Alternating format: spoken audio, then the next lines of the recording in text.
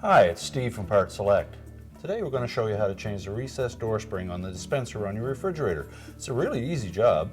All you need is a putty knife, a Phillips screwdriver, and maybe a pair of needle nose pliers. Let me show you how we do it.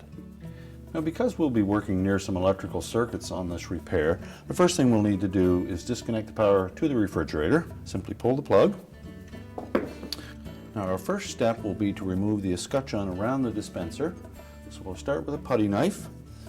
And being very careful that we don't mar the paint, we'll just lift up a little bit on one edge, enough to slide that blade in underneath the end, and depress the locking tab. And there are 4 tabs on each side. They're equally spaced down both sides. So we'll come up until we find the next one and gently depress that.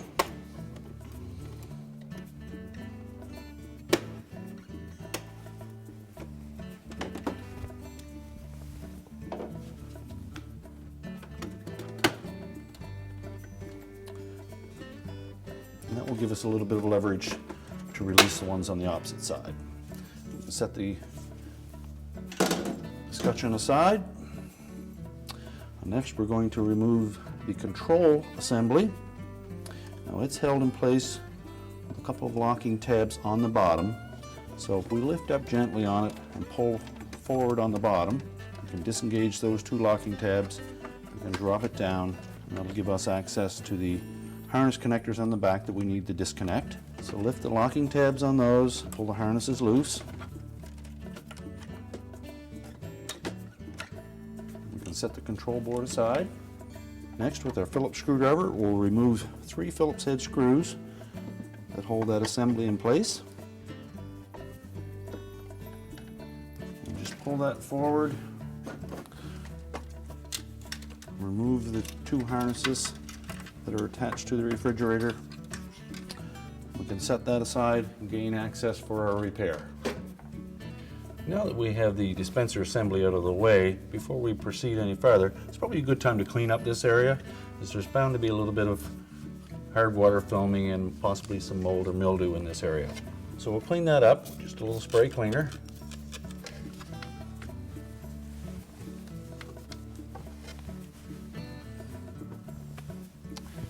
Now we can proceed with the repair. Now, to change the spring, we need to remove this lever from its bracket. It's held in place with 2 Phillips head screws, a couple little metal retainer straps, and then the spring is located on the left end of that. So we'll remove the screw on the right completely, we'll loosen the one on the left, and then disengage it.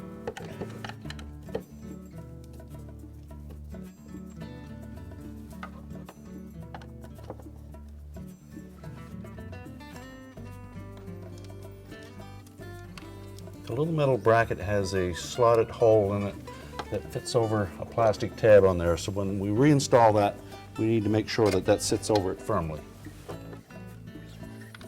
Now we'll rotate the flapper to the open position.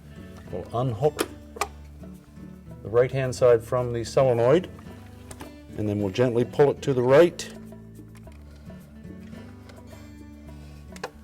and remove it. At this point, we can slide the spring off the end of the lever. We'll install our new spring, and there is a hooked end that will fit into a slot on that lever, and then a straight end that lays up against the ceiling of the opening. Now we'll slide that back into place and engage that pin on the left side. And we need to make sure that we hook the plunger on that solenoid. It should pull it into an up position.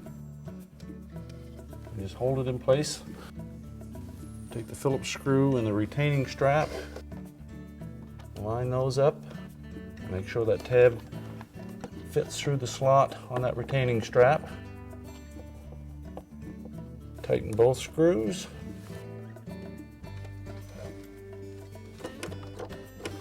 Check the operation. We're ready to reinstall the rest of the assembly. Now we're ready to reinstall the dispenser assembly. So we'll lift the 2 harnesses out of the way, slide the assembly into place. We'll replace the Phillips screws that secure it.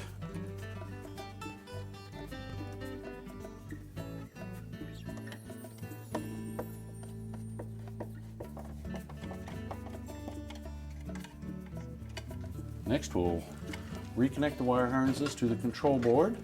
Slide them in underneath the locking tabs. Make sure they lock firmly in place.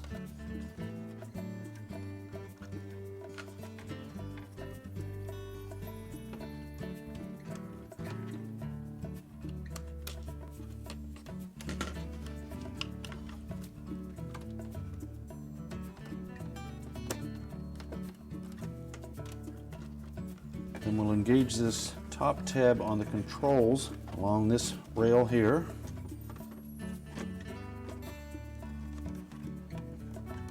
Tuck it up into place and pressing on the bottom until both the locking tabs engage. And we're ready to put the escutcheon back on. So we'll line up the 4 locking tabs on either side.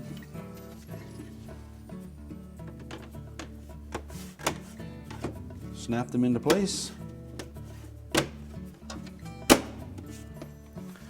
Next, we'll reconnect the power, and our repair is complete. Told you it was an easy job. Thanks for watching, and good luck with your repair.